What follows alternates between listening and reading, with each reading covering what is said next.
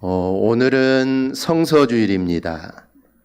성서주일은 이 성경 연구와 보급을 위해 정한 주일로 매년 12월 이 둘째 주일에 지킵니다. 우리가 성서주일을 맞이하여 한글 성경의 역사를 우리가 잠깐 살펴보고 말씀을 나누려고 합니다. 우리나라 땅에 처음 들어온 성경은 한글로 번역된 성경이 아니라 이 한문 성경입니다. 한문 성경이 전해진 두 번의 사건이 있었는데, 하나는 1832년 이 기출라프 선교사가 이 상선 아머스토를 타고 소선에 들어와 한문 성경을 나눠주게 됩니다.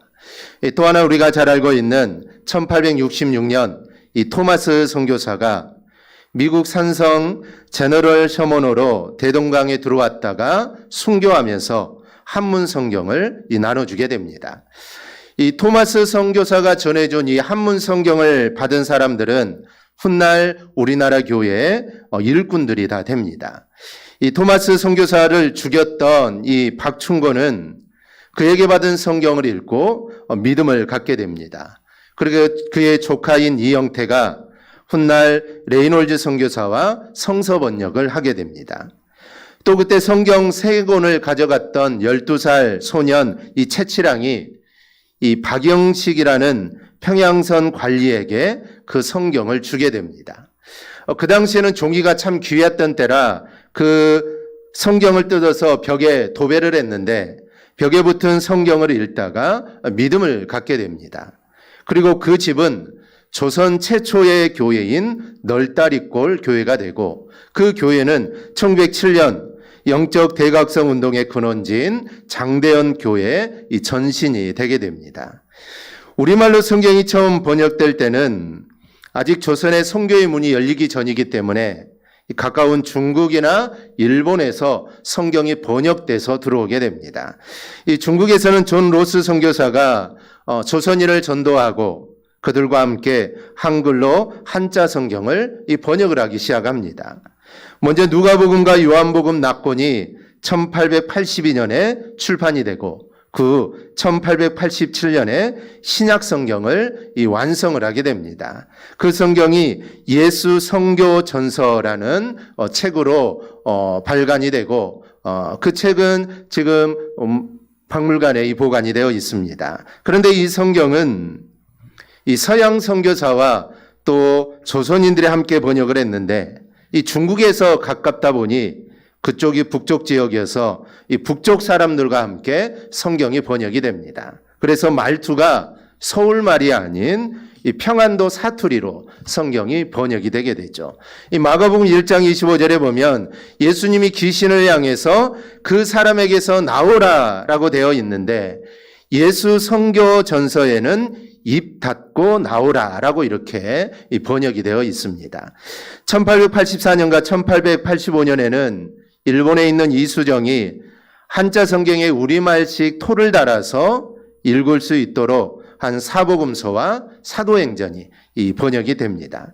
그런데 이 성경 대부분들은 의미가 불분명합니다. 왜냐하면 한자를 또 한글로 옮겼기 때문에 이 의미가 이해하기도 힘들고 좀 어렵다는 것이죠. 그래서 원문에 근거한 정확한 번역 성경이 절실히 요구가 됩니다. 그래서 1887년부터는 이 국내에서 선교사들이 성경 번역을 시작합니다. 그중 대표적인 사람이 이 언더우드 선교사인데요. 언더우드는 서둘러 번역위원회를 조직하고 자신이 직접 위원장이 되고 번역에 착수한 지 14년 만에 마침내 신구약 성경이 빛을 보게 됩니다. 특히 언더우드는 신의 이름을 정할 때, 우리는 지금 하나님이라고 하는데 이 신의 이름을 뭐라고 해야 될까? 그래서 그 당시에는 사람들이 자주 하는 천주나 상제, 하나님을 이렇게 번역해야 된다. 사람들이 잘 알고 있는 천주나 상제로 정하자고 했을 때 언더우드는 강력하게 하나님이다라고 해야 된다라고 주장했던 것으로 알려져 있습니다. 그래서 우리가 지금 하나님이라고 부르는 것이죠. 만약에 그때 하나님을 천주라고 하자 아니면 상제라고 하자고 했다면 아마 우리도 지금 그렇게 부르고 있을지도 모릅니다. 그 외에도 이제 성경 번역이 오랫동안 꾸준히 계독되어서 개역성서, 공동번역, 새번역, 표준새번역 그리고 개역 개정판 등으로 개석해서 출판이 되게 됩니다. 여러분, 세상에서 가장 오랫동안 그리고 가장 많이 팔린 베스트셀러가 바로 성경입니다. 아마 교회 다니지 않는 사람들 가정에 가봐도 이 성경 한두 권 정도는 있을 정도로 성경은 정말 많이 이 보급이 되었습니다. 그리고 요즘은 또 핸드폰을 통해 어디서나 우리가 성경을 읽을 수 있도록 그렇게 되어 있습니다. 그래서 요즘은 성경, 말씀에 대한 소중함이 많이 떨어진 것 같습니다. 즉 없으면 이것을 읽고 찾기 위해서 소중하게 생각하는데 요즘 어디에서나 접할 수 있으니 이 말씀에 대한 소중함이 많이 떨어져 있습니다. 하지만 우리는 하나님의 말씀을 아주 소중하게 우리는 여겨야 합니다. 그렇다고 성경을 마치 보물단지처럼 소중하게 모셔놓으라는 것이 아닙니다. 우리가 늘 펼쳐서 마치 겉장이 낡아져서 이렇게 다 떨어질 때까지 묵상하고 그 말씀을 우리가 마음에 새기는 것, 이게 정말 중요합니다. 그렇게 살아갈 때 말씀의 능력이 내 삶에 임하게 됩니다. 오늘 성서주의를 맞이하여 우리 모두 성경을 소중하게 여기고 그리고 늘 말씀과 함께 살아가는 우리 모두가 되기를 주님의 이름으로 축복합니다. 19세기 복음주의 설교자 중에 가장 널리 알려진 이 D.L. 무디의 이야기입니다. 무디는 인생을 살면서 몇 번의 터닝 포인트가 있었는데 그 중에 하나가 예수를 영접한 일이었습니다. 예수 믿고 거듭난 후에 그는 이제 내가 온전히 믿음으로 살아야지라고 그는 다짐을 합니다. 그런데 생각과는 달리 얼마 지나지 않아서 죄에 넘어져 버리는 자신을 발견하게 됩니다. 그리고 자책한 무디는 산에 들어가서 간절하게 기도를 합니다. 신령한 은혜를 체험한 무디는 이제는 내가 온전히 믿음으로 살 수 있겠다라고 생각을 했는데 그만 한 달도 되지 못해서 또 넘어진 자신을 마주하게 됩니다. 실망한 무디는 유명한 부흥사가 인도하는 부흥회에 참석해서 또 신령한 은혜를 체험을 하게 되죠. 그런데도 얼마 되지 않아서 또 죄악에 넘어지는 자신을 보며 실망하게 됩니다. 나는 길가에 뿌려진 씨 같은 사람인가 보다 하면서 낙심을 하게 되죠. 그러던 중 어느 날 그는 성경을 읽다가 정신이 번쩍 나는 말씀을 접하게 됩니다. 그것이 바로 로마서 10장 17절 말씀입니다. 믿음은 들음에서 나며 들음은 그리스도의 말씀으로 말미암았느니라. 이 말씀으로 내 의지로는 믿음으로 살지 못하구나. 내가 부흥에 가서 은혜를 받고 내가 산에 들어가서 내가 은혜를 체험하고 내가 그렇게 아무리 많이 내가 노력해서 내가 은혜를 입었다고 해서 내가 믿음으로 사는 게 아니구나. 내가 말씀을 붙잡고 말씀을 의지하여 살아갈 때 내가 믿음으로 살 수 있다라는 것을 깨닫게 되고 그는 그렇게 고백을 하게 됩니다. 이것이 바로 그의 인생의 터닝 포인트였다라고 이렇게 고백을 합니다. 오늘은 성서주일입니다. 어느 책에서 읽은 좋은 글귀가 있습니다. 성경에 밑줄을 긋는 것도 중요하지만 성경이 당신의 마음에 밑줄을 긋게 하라. 성서주일을 맞이하여 우리가 함께 나누는 말씀 속에서 이 말씀이 우리 사랑하는 성도들의 밑줄에 그어지는 은혜가 있기를 바랍니다. 이 성경에는 세 군데의 유명한 부흥회가 있습니다. 하나는 사무엘상 7장 5절에서 6절입니다. 사무엘이 이르되 온 이스라엘은 미스바로 모이라. 내가 너희를 위하여 여호와께 기도하리라 하며 그들이 미스바에 모여 물을 길어 여호와 앞에 붓고 그날 종일 금식하고 거기에서 이르되 우리가 여호와께 범죄하였나이다 아니라 사무엘이 미스바에서 이스라엘 자손을 다스리니라. 장소는 미스바이고 인도자는 사무엘입니다. 주제는 기도하는 이 부흥회입니다.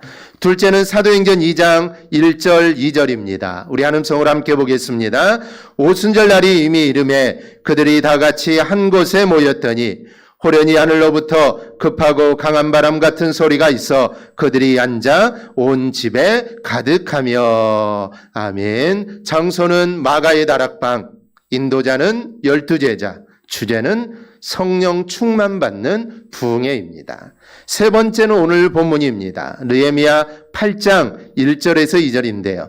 이스라엘 자손이 자기들의 성읍에 거주하였더니 일곱째 달에 이르러 모든 백성이 일제히 수문 앞 광장에 모여 학사 에스라에게 여호와께서 이스라엘에게 명령하신 모세의 율법책을 가져오기를 청하며 일곱째 달 초하루에 제사장 에스라가 율법책을 가지고 회중 앞 곧 남자와 여자나 알아들을 만한 모든 사람 앞에 이르러. 장소는 예루살렘 수문 앞 광장입니다. 인도자는 에스라와 느헤미야, 주제는 말씀의 부흥회입니다. 오늘은 이 세 부흥회 중에서 성소주의를 맞아 말씀의 부흥회였던 오늘 본문을 우리가 살펴보려고 합니다. 이 말씀의 부흥회에 이스라엘 백성들이 어떻게 했는가를 살펴보면서 오늘 우리는 하나님의 말씀에 내가 어떤 자세를 가져야 하는지 함께 은혜 나누며 도전받기를 소망합니다. 먼저 오늘 본문의 배경을 우리가 살펴보면 이스라엘 백성들이 바벨론의 포로로 끌려갔다가 70년 만에 하나님의 은혜로 예루살렘으로 귀환을 하게 됩니다. 이 포로로 끌려갈 때도 1차, 2차, 3차에 걸쳐서 끌려가게 되고 귀환할 때도 1차, 2차, 3차로 걸쳐 돌아오게 됩니다. 1차는 수룹바벨 중심으로 돌아오고 2차는 에스라 중심으로 돌아오고 3차는 느헤미야 중심으로 BC 444년 예루살렘으로 돌아오게 됩니다. 그래서 1차로 귀환했던 수룹바벨이 예루살렘 성전을 재건하게 되고 3차로 귀환했던 느헤미야가 예루살렘 성벽을 이제 재건하게 됩니다. 본문은 느헤미야가 이스라엘 자손과 더불어 예루살렘 성벽을 재건한 직후에 일어난 일입니다. 느헤미야는 온갖 방해와 그런 공작을 이겨내고 단 52일 만에 성벽 공사를 마치게 됩니다. 6장 15절을 보면 성벽 역사가 52일 만인 엘루롤 25일에 끝나매, 여기서 엘루롤 25일은 6월 25일을 뜻합니다. 이렇게 공사가 다 끝나고 이제 이스라엘 모든 사람들이 각자의 집으로 돌아가게 됩니다. 이제는 모든 어려움이 다 지나갔습니다.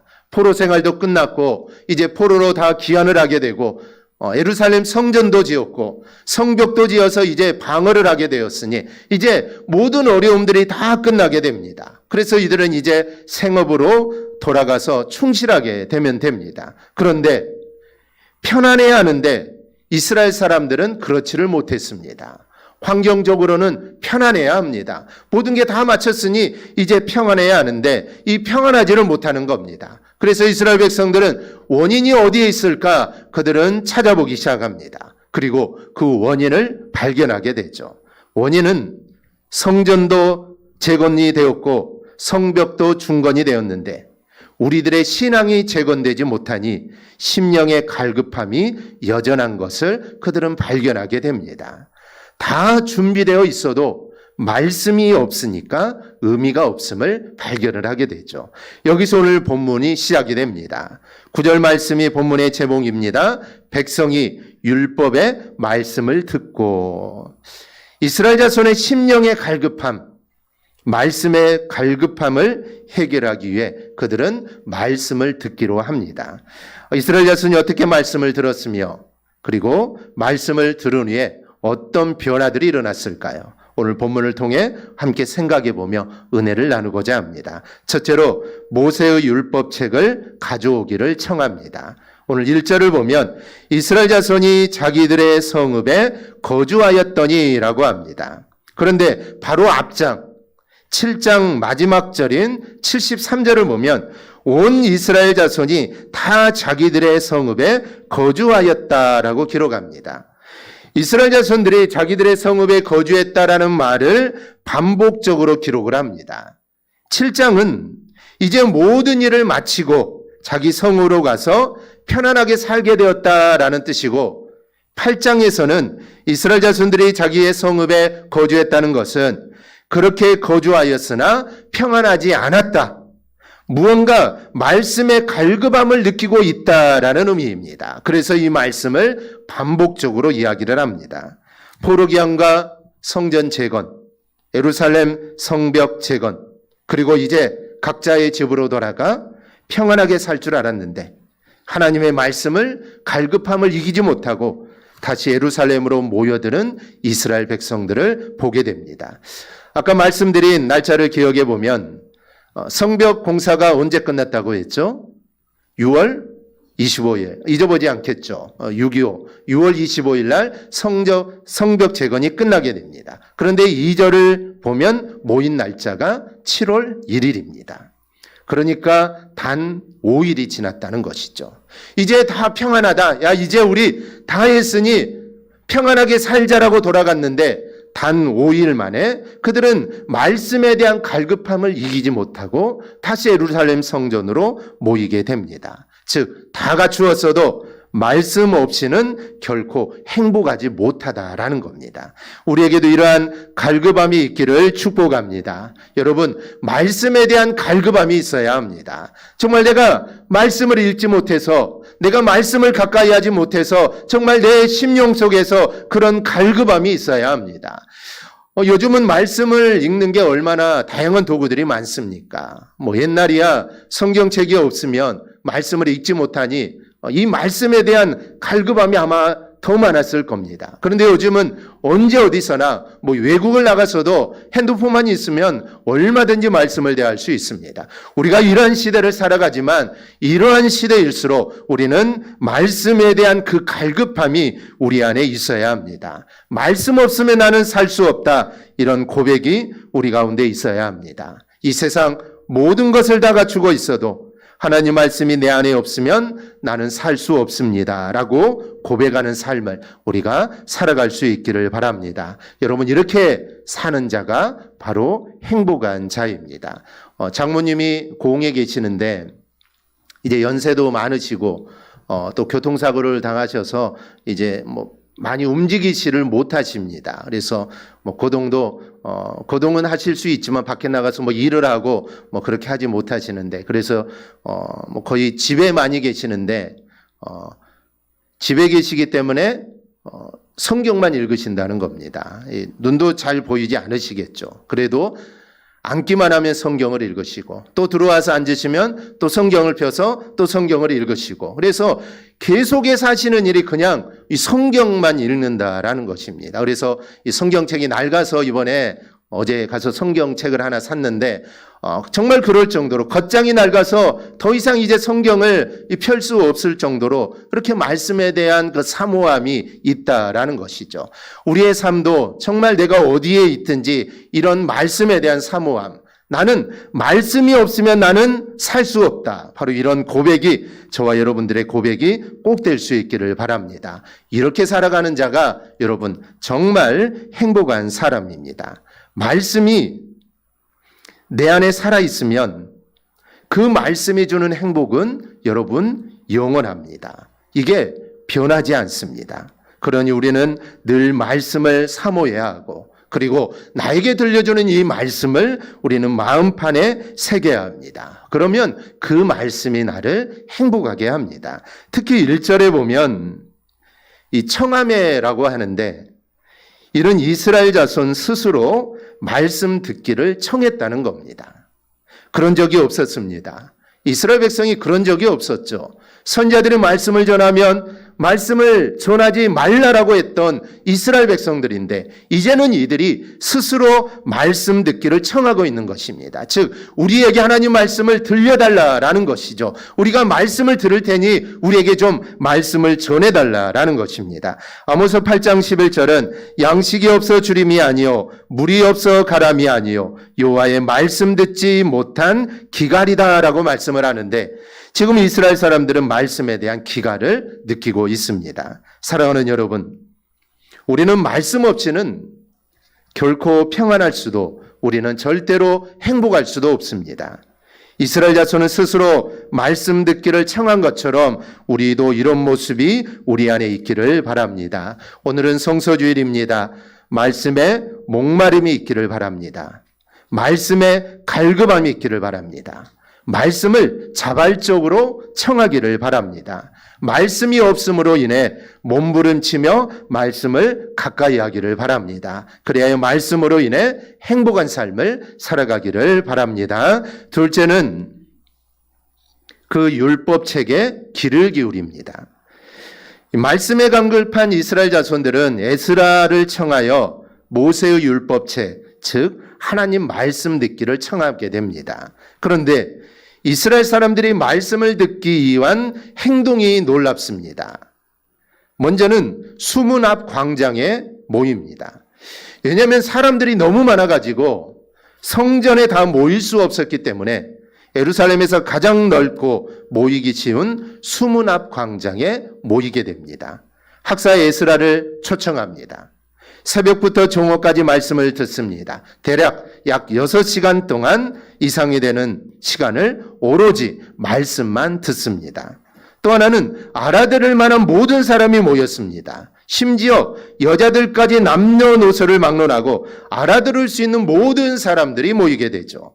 또 하나, 레위 사람들이 율법을 해석해 줄 때 그들은 다 깨닫게 되었습니다. 여러분, 모세의 오경, 모세 율법이 얼마나 어렵습니까? 그런데 에스라가 말씀을 전하니까 모든 사람들이 그 말씀을 다 깨달았다는 것이죠. 그래서 아멘 아멘 하면서 그들이 응답을 합니다. 얼굴을 땅에 대고 여호와께 경배합니다. 그 율법책에 귀를 기울이게 됩니다. 이스라엘 자손들의 말씀을 대하는 아주 진지한 태도를 우리가 보게 됩니다. 특히 본문에 보면은 뭇 백성이 그 율법책에 귀를 기울였다라고 되어 있는데 우리 성경에는 주어가 뭇 백성입니다. 뭇 백성이 말씀에 귀를 기울였다라고 되어 있는데 원어 성경에는 주어가 귀가입니다. 그리고 원어대로 해석을 한다면 뭇 백성의 귀가 율법책에 달라붙어 있었다라는 뜻입니다. 얼마나 말씀을 귀를 기울여 들었는지 그 귀가 율법책에 붙어 있었다라는 것이죠. 여러분의 귀는 지금 말씀에 붙어 있습니까? 말씀에 귀를 붙이고 살아가기를 바랍니다. 그렇게 말씀에 집중해야 합니다. 즉 말씀을 귀하게 여긴다는 것이죠. 세상의 소리에 귀 기울이지 말고 오직 하나님의 말씀에 귀를 기울이며 살아갈 수 있기를 바랍니다. 우리가 말씀을 가까이 할 때 그 말씀이 나를 지켜줍니다. 그리고 심령의 부흥, 교회의 부흥은 여러분 다른 데 있지 않습니다. 말씀을 귀하게 여기며 말씀을 귀를 기울일 때 역사합니다. 사도행전 19장 8절에서 10절을 보면 바울이 회당에 들어가 석 달 동안 담대히 하나님 나라에 관하여 강론하며 권면하되 어떤 사람들은 마음이 굳어 순종하지 않고 무리 앞에서 이도를 비방하거늘 바울이 그들을 떠나 제자들을 따로 세우고 두란노 소원에서 날마다 강론하니라. 두해 동안 이같이 하니 아시아에 사는 자는 유대인이나 헬라인이나 다 주의 말씀을 듣더라. 에베소 교회가 초대교회 최고의 교회 중 하나가 되고 골로새 교회와 라오디게아 교회 등 많은 교회들을 세워나갈 수 있었던 것은 이 역시 말씀의 사모함과 말씀의 훈련 때문이었습니다. 본문 8장에는 율법책이라는 말씀이 14번이나 나옵니다. 그만큼 하나님의 말씀인 율법책은 하나님의 자녀들에게 생명과 같은 겁니다. 그래서 여호수아 1장 8절은 이렇게 말합니다. 우리 함께 봉독합니다. 이 율법책을 내 입에서 떠나지 말게 하며 주야로 그것을 묵상하여 그 안에 기록된 대로 다 지켜 행하라. 그리하면 내 길이 평탄하게 될 것이며 내가 형통하리라. 아멘.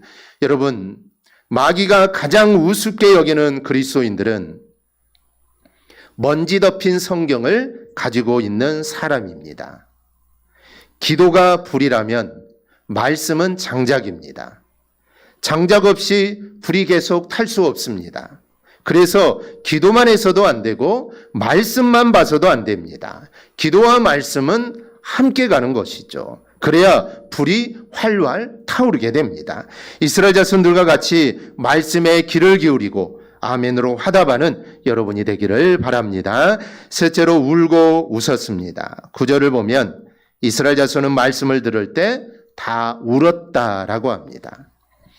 히브리 성경에는 울었다라는 단어가 분사형으로 되어 있는데 설명하자면 끊임없이 흐느끼며 울었다라는 뜻이 됩니다. 이스라엘 자손은 누구나 예외 없이 다 우는지라라는 것을 우리가 보듯이 전체가 흐느껴 운 것입니다. 왜 이렇게 전체가 울었을까요? 율법의 말씀을 듣고 은혜가 되었고 회개가 되었기 때문에 그들은 울었을 겁니다. 얼마나 말씀에 귀 기울여 드렸으면 그 말씀이 자신에게 주시는 말씀으로 받았으면 이들이 이렇게 흐느껴 울었겠습니까? 에스라가 읽은 모세의 율법이 구체적으로 무언가는 알 수 없지만 학자들은 아마 신명기가 아닐까라고 생각을 합니다. 그뿐이 아닙니다. 다시 9절에 보면 백성이 율법의 말씀을 듣고 다 우는지라 총독 느헤미야와 제사장 겸 학사 에스라와 백성을 가르치는 레위 사람들이 모든 백성에게 이르기를 오늘은 너희 하나님 여호와의 성일이니 슬퍼하지 말며 울지 말라 하고 이제는 울지 말라는 겁니다. 이 말을 들은 이스라엘 자손은 이번에는 기뻐하며 즐거워합니다. 12절입니다. 모든 백성이 곧 가서 먹고 마시며 나누어 주고 크게 즐거워하니 이는 그들이 그 읽어 들려준 말을 밝히 알미라. 이스라엘 백성들이 이제는 즐거워합니다. 왜 즐거워했을까요? 12절은 말씀을 밝히 알게 되었기 때문이다 라고 말을 합니다. 말씀을 듣고 울며 말씀으로 인해 즐거워하는 모습이야말로 진정한 믿음의 모습입니다. 말씀과 함께 울고 웃고 말씀과 하나 되고 말씀과 더불어 사는 이스라엘 사람들의 모습 속에서 오늘 우리가 어떻게 살아야 하는가의 교훈을 우리가 얻게 됩니다. 우리도 세상 일로 인해 울고 웃는 것이 아니라 정말 하나님의 말씀으로 인해 울고 웃는 여러분의 삶이 꼭 될 수 있기를 바랍니다. 말씀을 읽다가 울고 또 말씀을 읽다가 웃고 즐거워하는 그런 삶이 우리는 되어야 합니다. 우리가 또 하나를 생각해 보겠습니다. 10절입니다. 느헤미야가 또 그들에게 이르기를 너희는 가서 살찐 것을 먹고 단 것을 마시되 준비하지 못한 자에게는 나누어 주라. 이날은 우리 주의 성일이니 근심하지 말라. 여호와로 인하여 기뻐하는 것이 너희의 힘이니라 하고 음식을 준비하지 못하는 사람들과 나누라는 말씀에 그들은 즉각 순종합니다. 이것은 말씀의 실천입니다. 말씀대로 사는 것이죠. 여러분, 말씀을 듣기만 한 것이 아니라는 사실이 오늘 우리 그리스도인들에게 큰 도전을 줍니다. 우리는 말씀을 많이 듣습니다. 매일 듣죠. 하지만 듣는 것에 비해 실천하고 말씀대로 사는 것이 부족한 것이 바로 사실입니다. 여러분, 우리는 말씀과 함께해야 합니다. 말씀을 들을 때 우리는 이 들려지는 말씀을 통해 우리가 어찌할고 회개의 은혜가 우리 안에 있어야 합니다. 그리고 축복의 말씀을 듣고 기뻐하고 우리는 즐거워해야 합니다. 그리고 그 들려지는 말씀에 우리는 순종해야 합니다. 그리고 말씀과 더불어 울고 웃는 우리 성도들이 꼭 될 수 있기를 바랍니다. 말씀을 맺습니다. 잠언 18장 20절에서 21절을 보면 사람은 입에서 나오는 열매로 말미암아 배부르게 되나니 곧 그의 입술에서 나는 것으로 말미암아 만족하게 되느니라. 죽고 사는 것이 혀의 힘에 달렸나니 혀를 쓰기 좋아하는 자는 혀의 열매를 먹으리라. 여기에 보면은 사람의 말에는 힘이 있고 또 죽고 사는 것도 혀의 힘에 달렸다라고 말씀합니다. 이 사람의 말에도 이렇게 힘이 있다면 하나님의 말씀에는 얼마나 능력과 힘이 있겠습니까? 하나님의 모든 말씀은 능치 못함이 없습니다. 오늘 성소주의를 맞아 느헤미야 시대 예루살렘 수문 앞 광장에서 하나님의 말씀을 들었던 이 이스라엘 백성들을 우리가 생각해 보며 이스라엘 자손들의 말씀에 대한 태도를 통해 우리가 함께 은혜를 우리가 나누었습니다. 우리도 말씀을 청해야 합니다. 우리는 말씀을 들어야 하고 또 말씀에 귀를 기울여야 합니다. 그리고 말씀에 울고 우리는 웃으며 살아가야 합니다. 그렇게 정말 우리가 말씀을 늘 가까이 하며 살아감으로써 말씀이 주시는 그 하나님의 은혜 안에 늘 거하는 우리 모두가 되기를 주님의 이름으로 축원합니다. 아멘. 기도하겠습니다.